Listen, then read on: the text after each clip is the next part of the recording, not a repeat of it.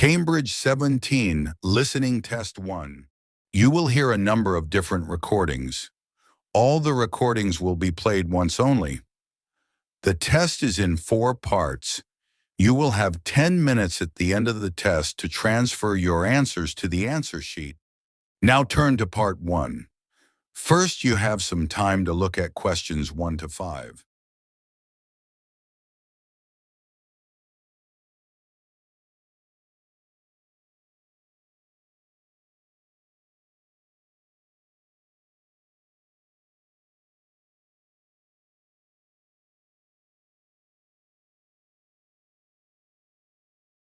Listen carefully and answer questions 1 to 5.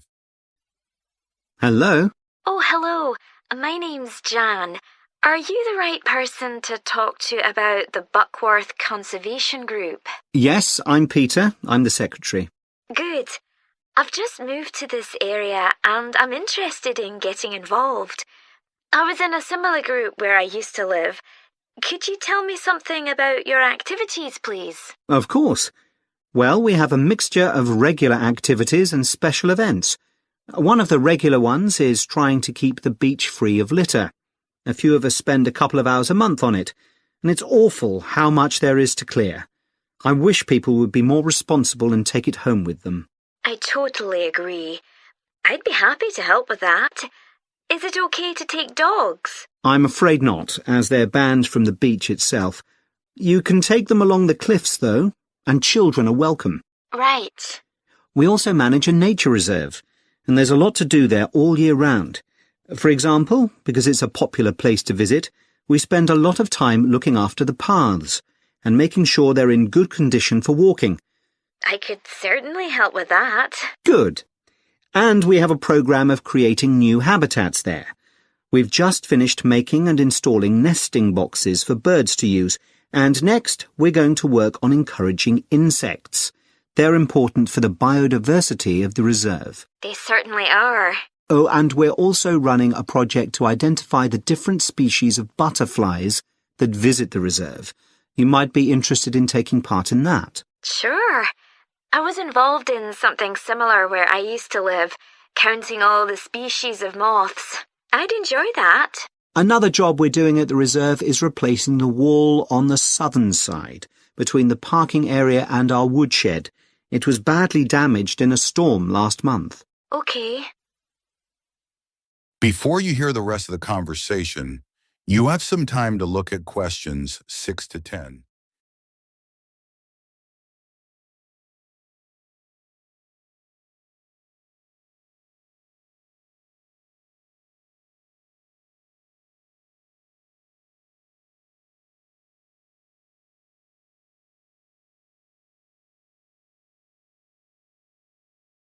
Now listen and answer questions 6 to 10.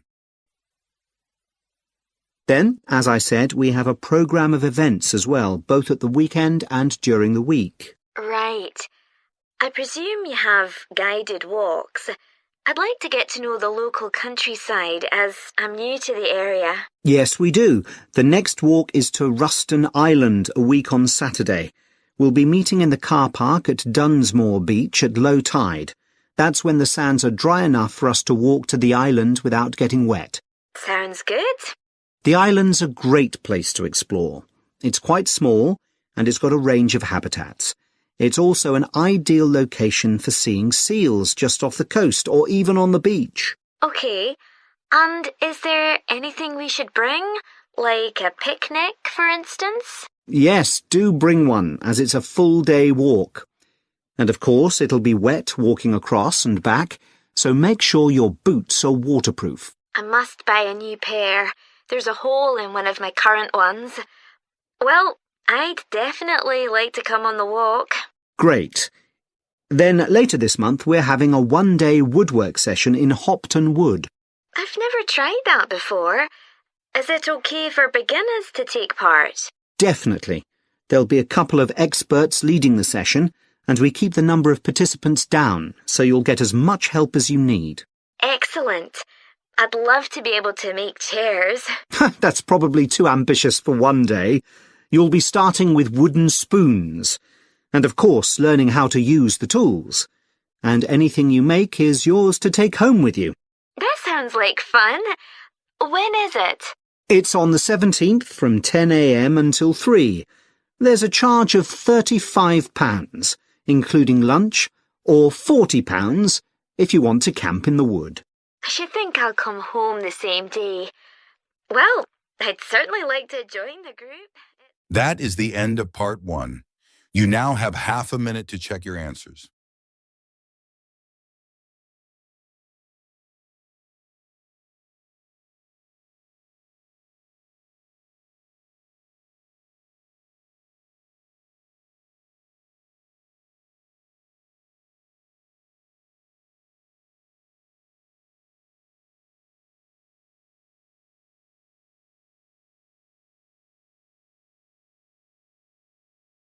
Now turn to part 2.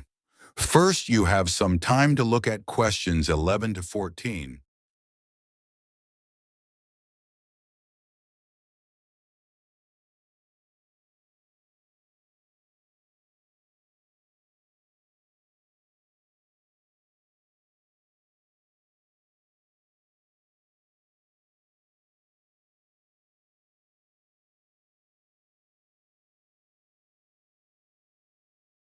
Now listen and answer questions 11 to 14. So, hello everyone. My name's Lou Miller, and I'm going to be your tour guide today as we take this fantastic boat trip around the Tasmanian coast. Before we set off, I just want to tell you a few things about our journey. Our boats aren't huge, as you can see. We already have 3 staff members on board, and on top of that, we can transport a further 15 people, that's you, around the coastline. But please note, if there are more than 9 people on either side of the boat, we'll move some of you over. Otherwise, all 18 of us will end up in the sea.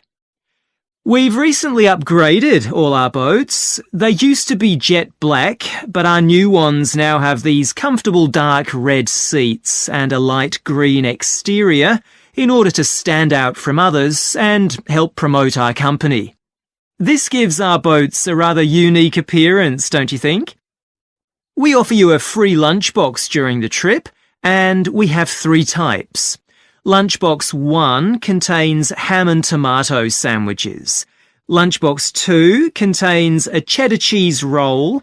And Lunchbox 3 is salad-based and also contains eggs and tuna. All 3 lunchboxes also have a packet of crisps and chocolate bar inside. Please let staff know which lunchbox you prefer.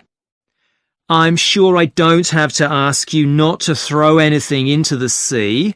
We don't have any bins to put litter in, but Jess, myself, or Ray, our other guide, will collect it from you after lunch and put it all in a large plastic sack.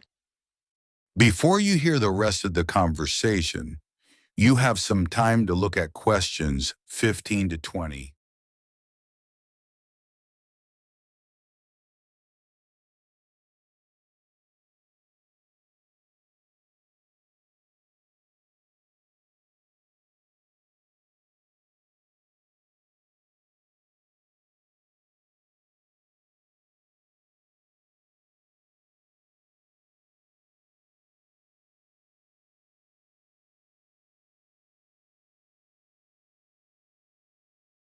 Now listen and answer questions 15 to 20.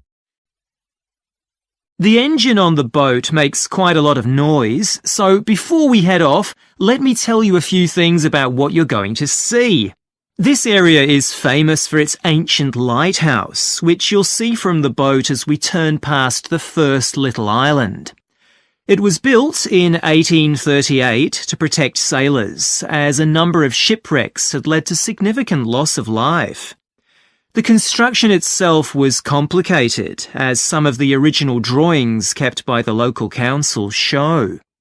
It sits right on top of the cliffs in a very isolated spot.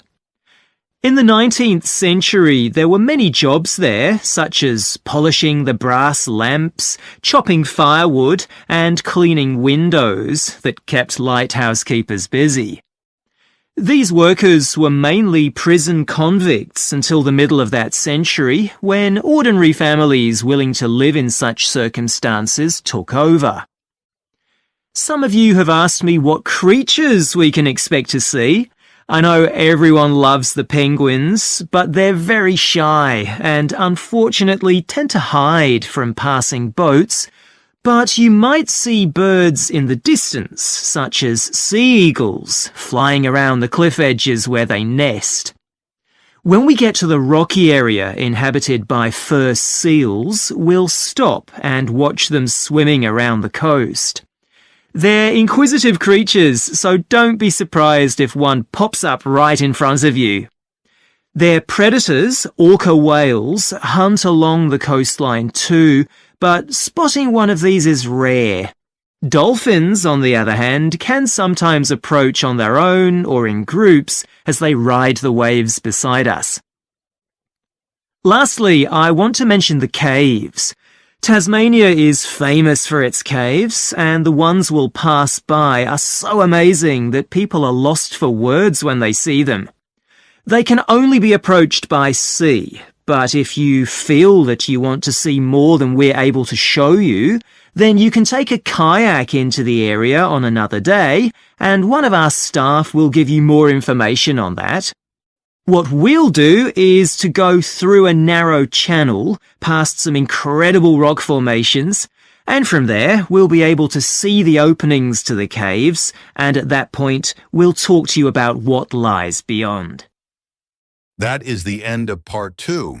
You now have half a minute to check your answers.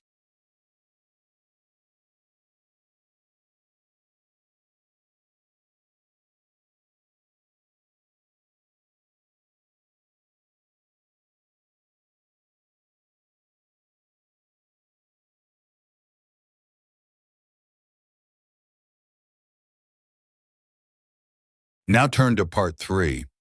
First, you have some time to look at questions 21 to 26.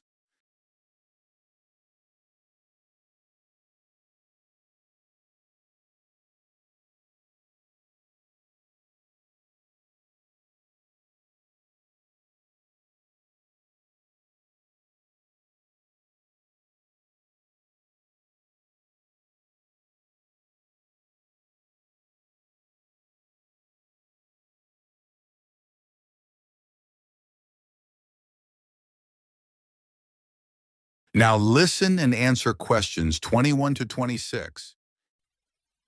So, Tim, we have to do a short summary of our work experience on a farm. Right. My farm was great, but arranging the work experience was hard. One problem was it was miles away and I don't drive. And also, I'd really wanted a placement for a month, but I could only get one for 2 weeks. I was lucky. The farmer let me stay on the farm, so I didn't have to travel. But finding the right sort of farm to apply to wasn't easy. No, they don't seem to have websites, do they? I found mine through a friend of my mother's, but it wasn't easy. No. My farm was mostly livestock, especially sheep. I really enjoyed helping out with them. I was up most of one night helping a sheep deliver a lamb. On your own? No, the farmer was there, and he told me what to do. It wasn't a straightforward birth, but I managed. It was a great feeling to see the lamb stagger to its feet and start feeding almost straight away, and to know that it was okay. Then another time, a lamb had broken its leg, and they got the vet in to set it, and he talked me through what he was doing. That was really useful. Yes, my farm had sheep too. The farm was in a valley, and they had a lowland breed called Suffolks, although the farmer said they'd had other breeds in the past. So were they bred for their meat? Mostly, yes. They're quite big and solid. My farm was up in the hills, and they had a different breed of sheep. They were Cheviots. Oh, I heard their wool's really sought after. Yes, it's very hard wearing, and they use it for carpets. Right. I was interested in the amount of supplements they add to animals' feed nowadays. Like, even the chickens got extra vitamins and electrolytes in their feed. Yes, I found that too. And they're not cheap. but my farmer said some are overpriced for what they are, and he didn't give them as a matter of routine, just at times when the chickens seemed to particularly require them. Yes, mine said the same. He said certain breeds of chickens might need more supplements than the others, but the cheap and expensive ones are all basically the same. So, did your farm have any other livestock, Diana? Yes, dairy cows. I made a really embarrassing mistake when I was working in the milk shed. Some cows had been treated with antibiotics, so their milk wasn't suitable for human consumption, and it had to be put in a separate container. But I got mixed up, and I poured some milk from the wrong cow in with the milk for humans, so the whole lot had to be thrown away. The farmer wasn't too happy with me. I asked my farmer how much he depended on the vet to deal with health problems. I'd read reports that the livestock's health is being affected as farmers are under pressure to increase production. Well, he didn't agree with that, but he said that actually some of the stuff the vets do, like minor operations, he'd be quite capable of doing himself. Yeah, my farmer said the same, but he reckons vet skills are still needed. Before you hear the rest of the conversation, you have some time to look at questions 27 to 30.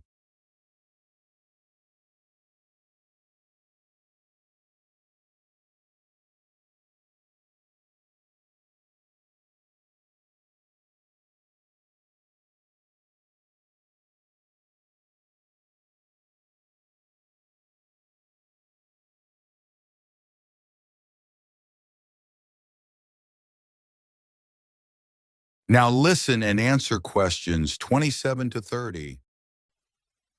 Now we've got to give a bit of feedback about last term's modules. Just short comments, apparently. Shall we do that now? Okay, so medical terminology. Well, my heart sank when I saw that, especially right at the beginning of the course, and I did struggle with it. I thought it'd be hard, but actually, I found it all quite straightforward. What did you think about diet and nutrition? Okay, I suppose. Do you remember what they told us about pet food and the fact that there's such limited checking into whether or not it's contaminated? I mean, in comparison with the checks on food for humans, I thought that was terrible. I think the module that really impressed me was the animal disease one, when we looked at domesticated animals in different parts of the world, like camels and water buffalo and alpaca. The economies of so many countries depend on these, but scientists don't know much about the diseases that affect them. Yes. I thought they'd know a lot about ways of controlling and eradicating those diseases, but that's not the case at all. I loved the wildlife medication unit. Things like helping birds that have been caught in oil spills. That's something I hadn't thought about before. Yeah, I thought I might write my dissertation on something connected with that. Right. So, actually, I was thinking something along the same... That is the end of part 3. You now have half a minute to check your answers.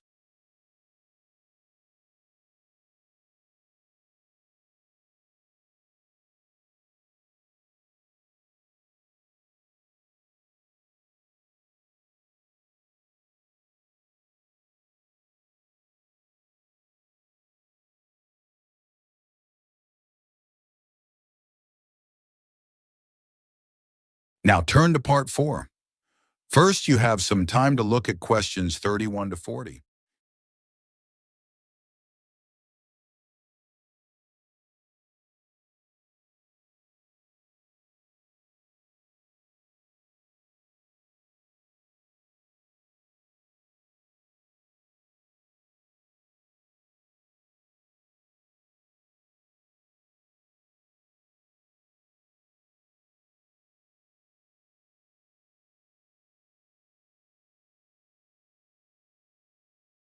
Now listen and answer questions 31 to 40. Labyrinths have existed for well over 4,000 years. Labyrinths and labyrinthine symbols have been found in regions as diverse as modern-day Turkey, Ireland, Greece, and India. There are various designs of labyrinth, but what they all have in common is a winding spiral path which leads to a central area. There is one starting point at the entrance, and the goal is to reach the central area.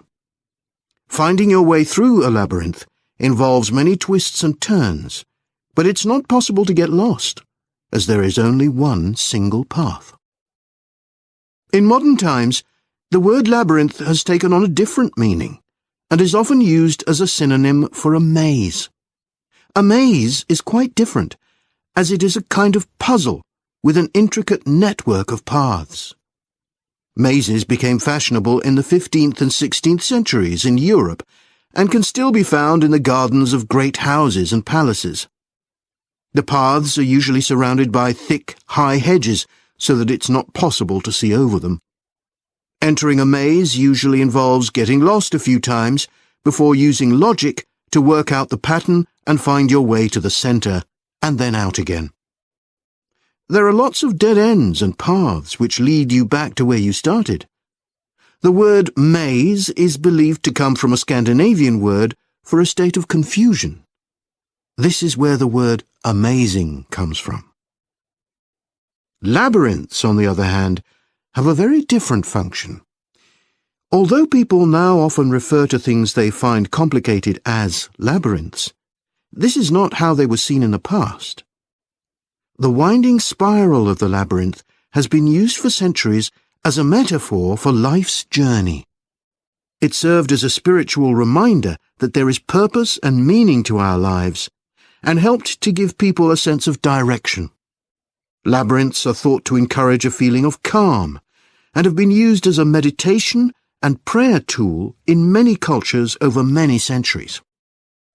The earliest examples of the labyrinth spiral pattern have been found carved into stone, from Sardinia to Scandinavia, from Arizona to India to Africa. In Europe, these spiral carvings date from the late Bronze Age. The Native American Pima tribe wove baskets with a circular labyrinth design that depicted their own cosmology. In ancient Greece, the labyrinth spiral was used on coins around 4,000 years ago. Labyrinths made of mosaics were commonly found in bathhouses, villas, and tombs throughout the Roman Empire. In northern Europe, there were actual physical labyrinths designed for walking on. These were cut into the turf or grass, usually in a circular pattern. The origin of these walking labyrinths remains unclear, but they were probably used for fertility rites, which may date back thousands of years. 11 examples of turf labyrinths survive today, including the largest one at Saffron Walden, England, which used to have a large tree in the middle of it.